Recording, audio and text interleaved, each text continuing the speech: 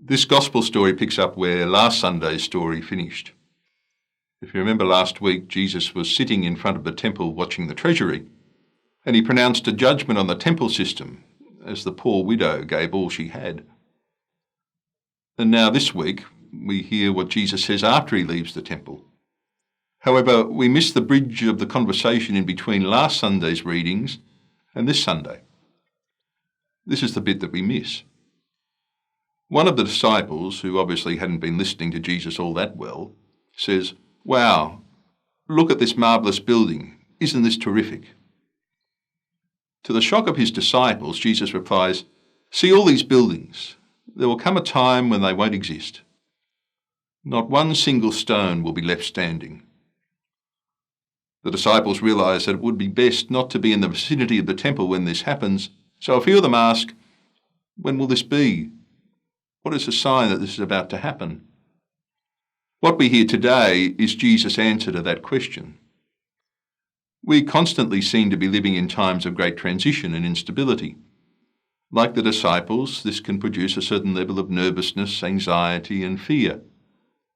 Human history is full of times of change and transition. A few decades after the time of Jesus, the temple would be gone, left in ruins by the Romans. This fundamentally changed Judaism, but unlike the temple, Judaism itself wasn't destroyed. At the heart of Christian faith is the conviction that within every person, in the core of our very being, lies a deep and permanent connection to the one who has made us. This is unshakable, inalienable, and absolute. This is why, in a Christian understanding, we talk about the dignity of the human person, because every person is endowed with the gift of God's divine spark. No matter how much uncertainty we face, no matter how many endings we go through in life, no matter how many times things fall over, the one great and lasting gift is the gift of divine love and companionship that is planted in each of us. And it is this bond, this communion, that is the word which will not pass away. And this word which God speaks simply says, love. This gift, this choice, this love cannot disappear or vanish because it is God's choice for us.